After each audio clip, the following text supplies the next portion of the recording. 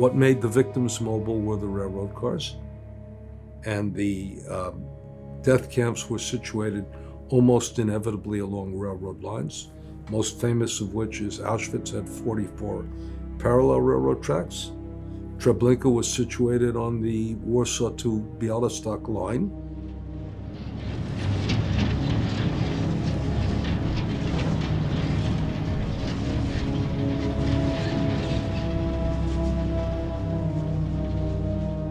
In 1944, Germany was fighting the advancing Soviet armies from the east, the advancing American and Allied armies from the west, and even then they deported, and this is Hilberg, approximately 437,402 Jews on 147 trains between the 15th of May and the 8th of July.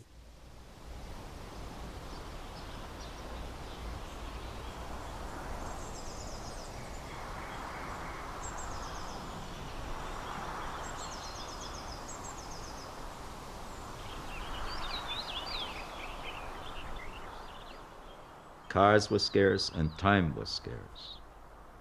I thus thought for many, many years that there must have been a priority system into which these particular trains would fit.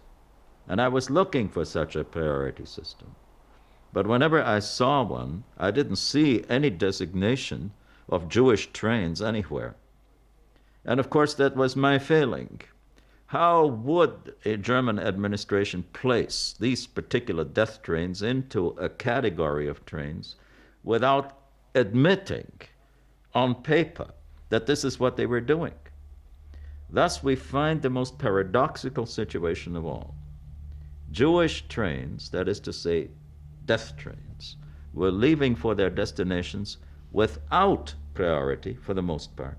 Without priority. There are certain exceptions, especially at the end of the war. And yet, this does not mean that these trains were left behind. The one conclusion that I drew, and this is perhaps the most significant of them all, no Jew was left alive for lack of transport. Somehow or other, these people managed to find time, special time, or to find cars wherever they could get them to get the job done. And no one in the system failed in that task. Now, who knew about the trains? You had schedulers. You had also train conductors, the locomotive engineers. And what did locomotive engineers see? They saw trains arriving full and going back empty. They understood that food was not being delivered to the camps in sufficient quantities to feed this type of population.